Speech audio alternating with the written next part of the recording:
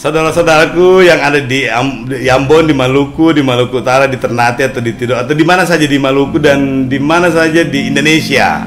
Pelo Gandong adalah salah satu nilai-nilai luhur yang harus kita pegang sama-sama. Dan itu Pelo Gandong dan beberapa kebijakan-kebijakan lokal itulah yang membuat Indonesia bisa kuat seperti sekarang. Indonesia tidak mungkin kuat kalau tidak ada orang Ambon di dalamnya, tidak ada orang Tionghoa di dalamnya, tidak ada orang Makassar, orang Jawa, orang Madura, orang Medan. Betul. Kita di luar kuat karena melihat bahwa Indonesia memang kuat karena di dalam saja mampu mempersatukan, dan itu yang mesti menjadi energi positif bagi kita. Maka banggalah menjadi bagian dari Indonesia, banggalah menjadi orang Ambon, sekaligus bertanggung jawablah bahwa Andalah yang mengikat Republik Indonesia ini dan jangan Anda yang menceraikannya.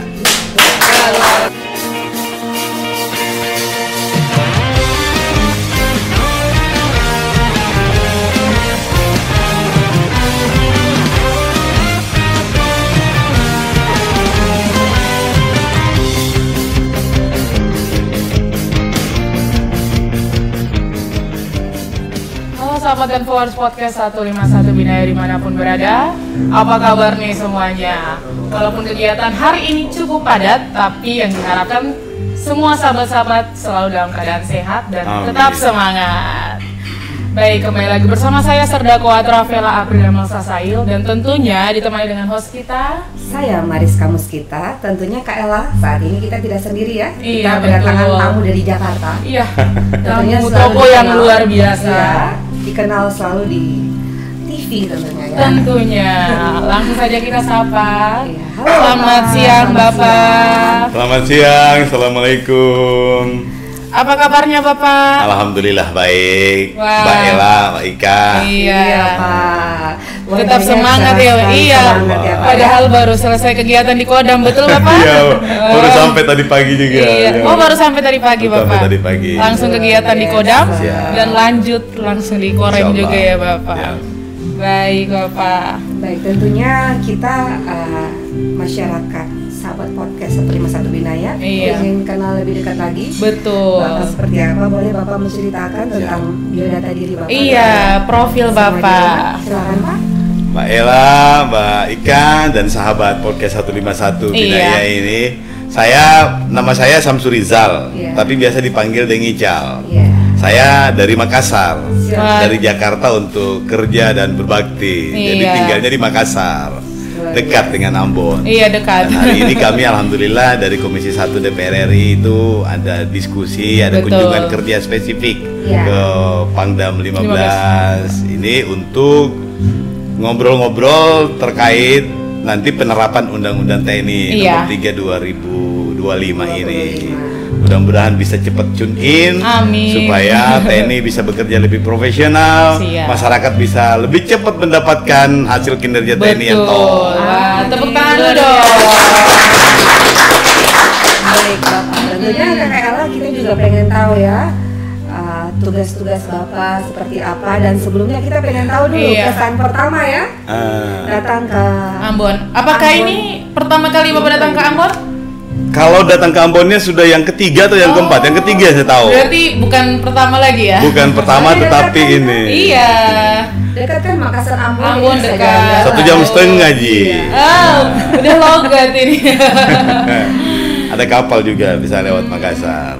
Siap. Dan Bagaimana pendapat Bapak tadi pas nyampe di Ambon? Ambon masih seperti yang dulu, masih tetap indah. Masih sama yang dulu ya. Di lautnya indah, di daratnya indah, di udaranya juga luar biasa indah melihat ke bawah. Sayang datangnya subuh-subuh jadi tidak semua kelihatan. Betul. Tapi auranya sudah kelihatan, ada mozaiknya sudah kelihatan. Tadi Iya, datang Bapak. subuh-subuh dan yang luar biasa itu disambut dengan banyak orang. Iya.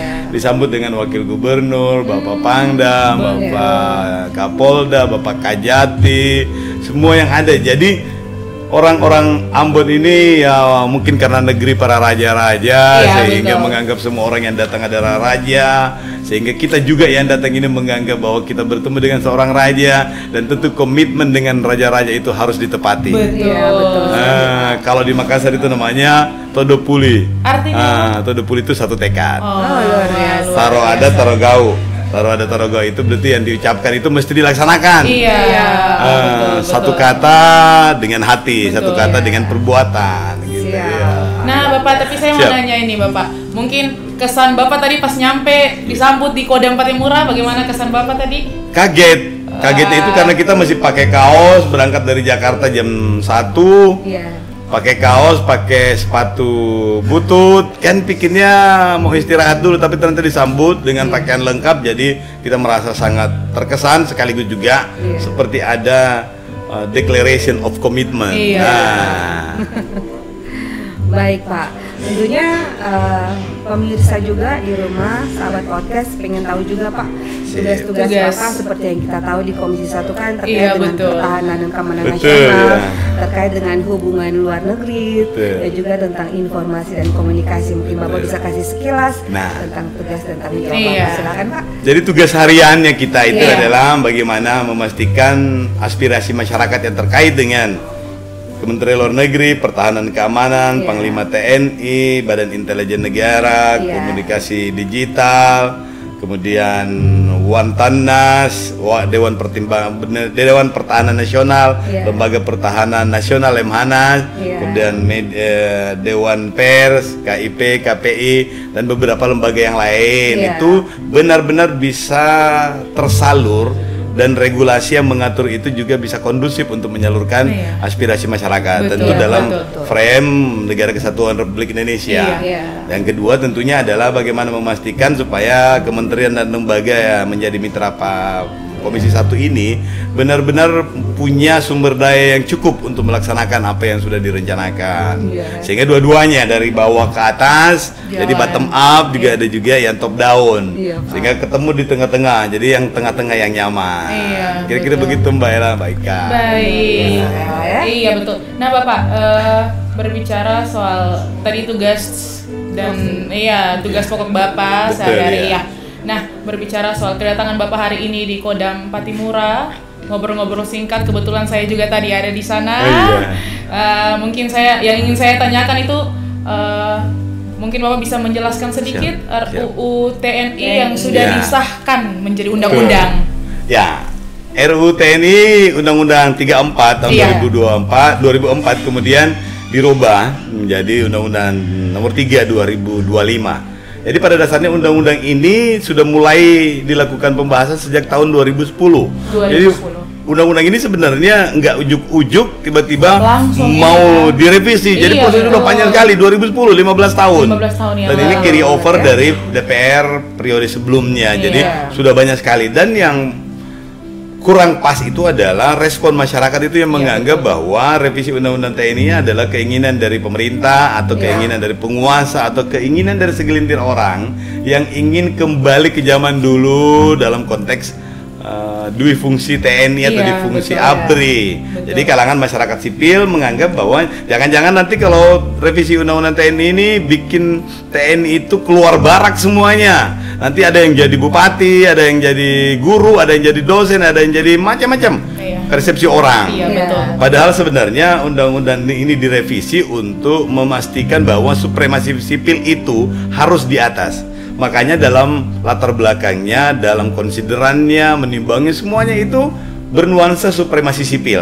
Iya. Yang kedua adalah memastikan bahwa beberapa aturan setelah Undang-Undang TNI itu yang sudah memiliki les spesialis diatur, ini bisa diakomodasi dalam Undang-Undang TNI yang baru. Ada Undang-Undang Penanggulangan Bencana tahun 2007 yang meminta untuk TNI dalam keadaan bencana atau dalam penetapan darurat nasional itu mengeluarkan sumber daya yang dimiliki. Itu sudah ada undang-undangnya, tapi belum diatur di Undang-Undang TNI. Iya. Iya. Kemudian Undang-Undang Pengelola Perbatasan, Penjaga Perbatasan itu sudah ada undang-undangnya, tapi belum diatur di TNI. Kemudian Undang-Undang Terorisme sudah ada di BNPB, tetapi belum diatur di Undang-Undang TNI. Demikian juga di Undang-Undang Kelautan, di Undang-Undang Bakamla, dan semuanya sudah ada. Jadi sebenarnya revisi ini hanya memberikan kepastian hukum bahwa Undang-Undang TNI yang lama sudah tidak mampu mengakomodasi perkembangan zaman, termasuk penanggulangan bencana, Betul. terorisme tadi itu, dan pengelola perbatasan, sehingga undang-undang ini mencukupkan. Itu yang pertama, mencukupkan aturannya sehingga mereka memiliki legalitas formal untuk bertindak atau mengeluarkan sumber daya yang dimiliki oleh TNI. Yang kedua yang paling penting itu adalah mengupdate secara strategis bahwa ternyata TNI ini 22 tahun yang lalu kurang lebih ini belum pernah di-upgrade masa pensiunnya. Sementara angka harapan hidupnya Indonesia itu sekarang sudah di angka 75, average itu di 76 tahun. Bahkan ada beberapa yang menganggap bahwa ini sudah lebih dari itu lagi. Sementara usia pensiun kasihan Tamtama Bintara itu 53 tahun. Masih kuat, masih energik, masih punya sumber daya kuat untuk mengabdi, sudah mesti pensiun. Maka ini yang kemudian dinaikkan menjadi 58 tahun. 56 tahun untuk Bintara dan Tamtama, kemudian sampai pangkat perwira di kolonel itu 58 tahun. Yang sudah perwira tinggi bintang 1 itu 60 tahun, 61 untuk bintang 2, 62 untuk bintang 3, ya 63 untuk bintang 4, dan boleh diperpanjang dengan pertimbangan presiden itu sampai usia 65. Di undang-undang ASN itu sudah bisa sampai 65 bahkan sampai 70 untuk teman-teman profesor, guru besar, dan untuk fungsional seperti jaksa dan hakim. Dan ini tentunya membuat rasa ketidakadilan untuk teman-teman TNI, makanya kita anggap ya sudah penting lah untuk direvisi. Jadi revisinya revisi terbatas. Tapi yang paling penting lagi selain kedua materi ini adalah bahwa tugas pokok TNI itu dalam keadaan tugas militer selain perang. Nah, itu kalau tugas perang itu kan memang surat militer perang itu memang sudah menjadi tupoksinya ya. Kalau tugas militer selain perang itu dari 16 item itu ditambahkan lagi 2. Yang pertama itu adalah tugas untuk menciptakan keamanan cyber, jadi keamanan digital. Yang kedua itu adalah membantu menyelenggarakan dan berkontribusi terhadap penjagaan keamanan dan perlindungan terhadap warga negara Indonesia yang ada di luar negeri.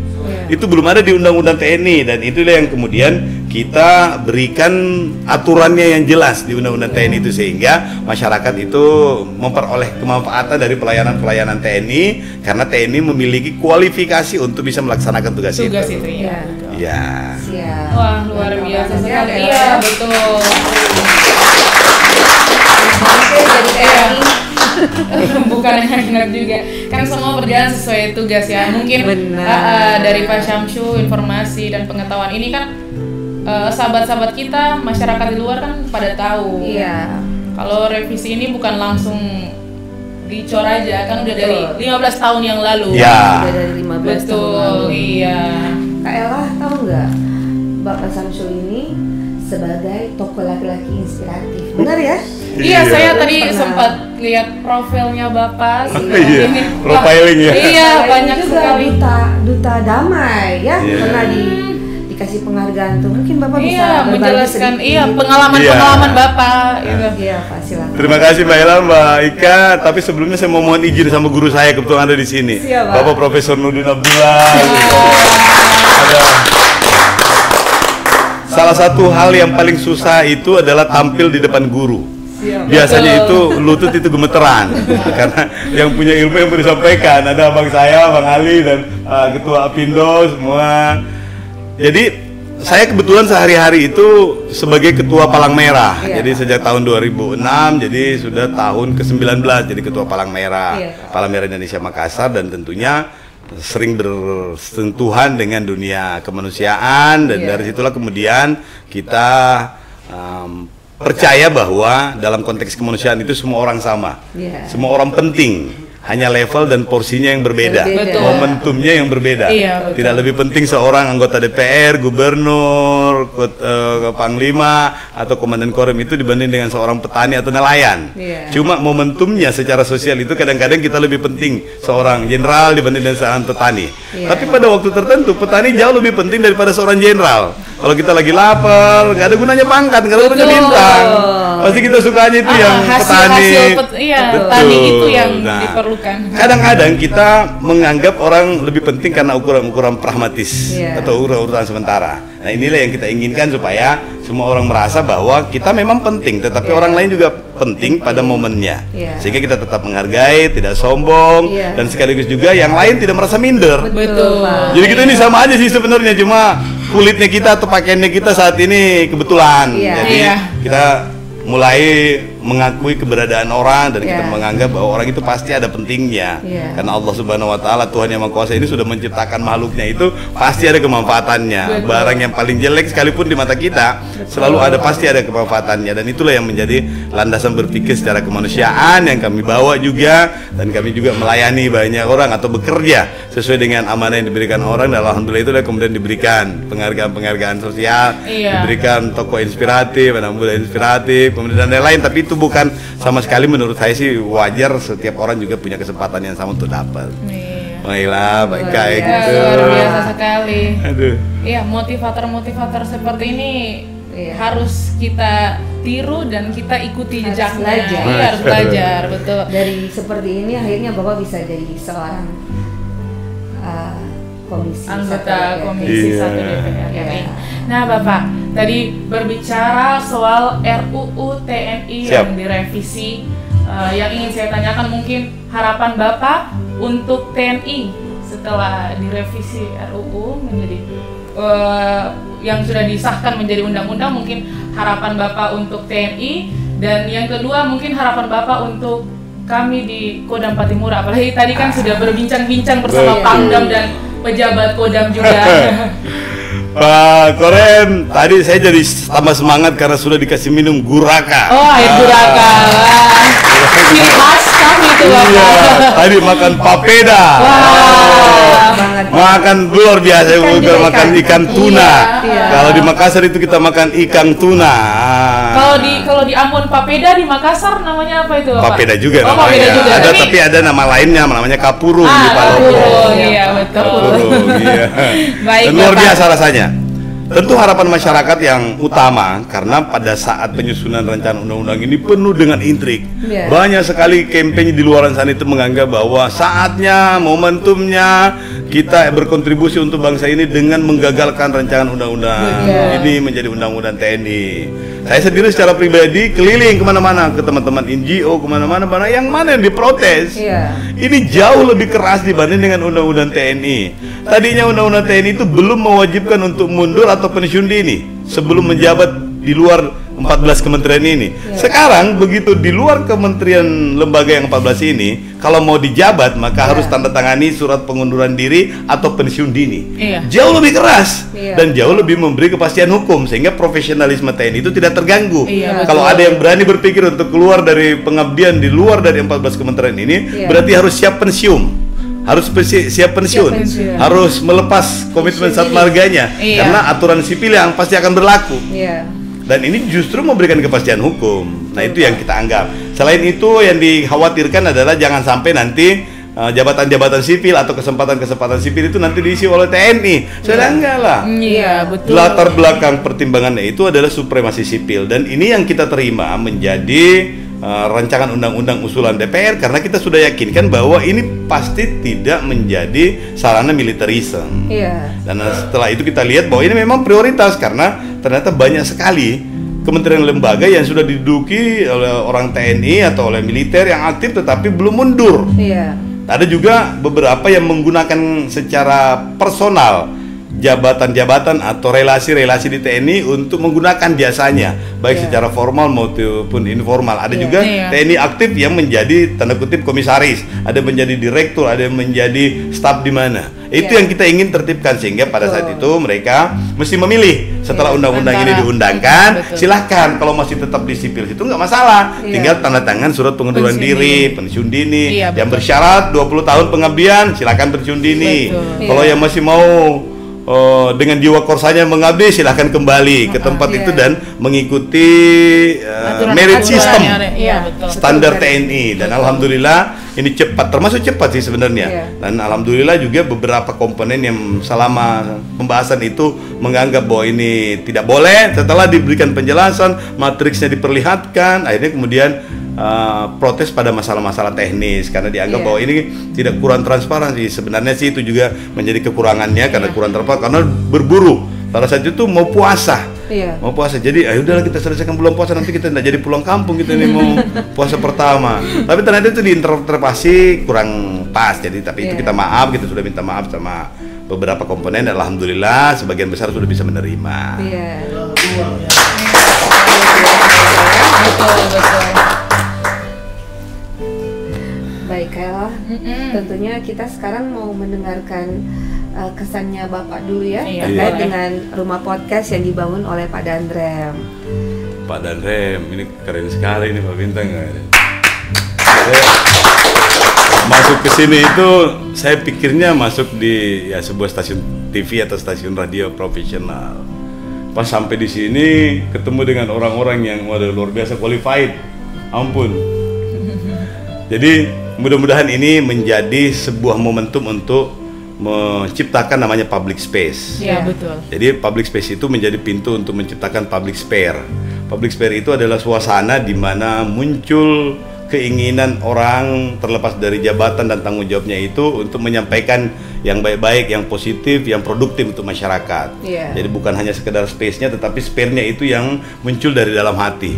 Karena Pak Dani tadi sampaikan ada mahasiswa yang datang kadang-kadang, ada ketua KPU, ada wartawan juga di sana, Bu Sehan juga datang, sehingga merasa bahwa oh ternyata di sini kita bisa bicara dengan bebas. Bebas dalam pengertian itu yang diikat, dikoridori oleh tanggung jawab profesi masing-masing, dan itulah yang membuat masyarakat atau orang-orang atau kita semuanya di Indonesia ini bisa berkembang maksimal kalau public spare itu terbentuk. Mudah-mudahan apa yang digagas oleh beliau Pak Antonino ini, Pak Jenderal, bisa diikuti dengan yang lain, bisa diikuti dengan versi yang lain.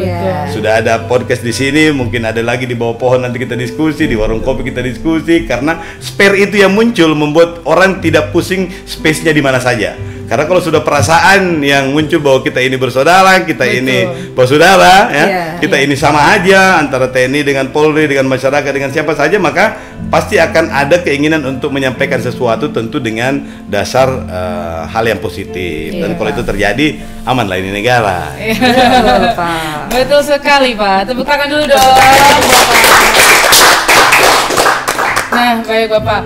Tentunya kami juga ingin dan mungkin Bapak berkenan untuk memberikan himbauan kepada masyarakat Maluku, Bapak, untuk menjaga kedamaian di Maluku dan tentunya mencegah konflik yang mungkin bisa terjadi di Maluku. Silakan, Pak. Saudara-saudaraku yang ada di Ambon, di Maluku Utara, di Ternate atau di Tidore atau di mana saja di Maluku dan di mana saja di Indonesia.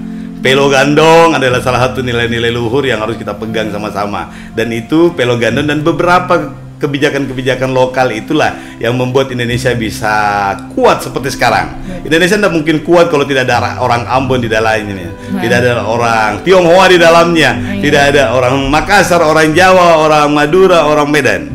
Kita di luar kuat karena melihat bahwa Indonesia memang kuat karena di dalam saja mampu mempersatukan, dan itu yang mesti menjadi energi positif bagi kita. Maka banggalah menjadi bagian dari Indonesia, banggalah menjadi orang Ambon, sekaligus bertanggung jawablah bahwa Andalah yang mengikat Republik Indonesia ini, dan jangan Anda yang mencerai-beraikannya. Berarti kita damai. Iya, berarti kita orang Ambon dan tentunya masyarakat Indonesia harus berpegang teguh pada semboyan NKRI, biar berbeda-beda tetapi tetap satu. Wah, luar biasa sekali. Nah, baik Bapak, kita mau dengarkan closing statement dari Bapak. Silakan, Pak. Terima kasih banyak Mbak Ella, Mbak Ika. Saya datang ke Ambon ini melaksanakan tugas, tetapi tugas itu sepertinya tidak akan bermakna kalau bukan orang Ambon sendiri yang tanda kutip melaksanakannya. Jadi kita ini kadang-kadang selalu menganggap bahwa kita penting atau tidak penting hanya karena melihat pada satu sisi. Banyak orang di luar sana itu yang berkontribusi itu dengan perspektifnya atau dengan caranya masing-masing, dan itulah yang menjadi dasar bagi kita semuanya untuk saling menghargai. Dan saya anggap bahwa orang Ambon itu sekali lagi dengan banyak perbedaan akan semakin kuat kalau mampu mempersamakan semua perbedaan itu. Ada yang Ternate, ada yang Tidore, ada yang Maluku, ada yang Tobelo, ada yang macam-macam pulau, banyak sekali itu.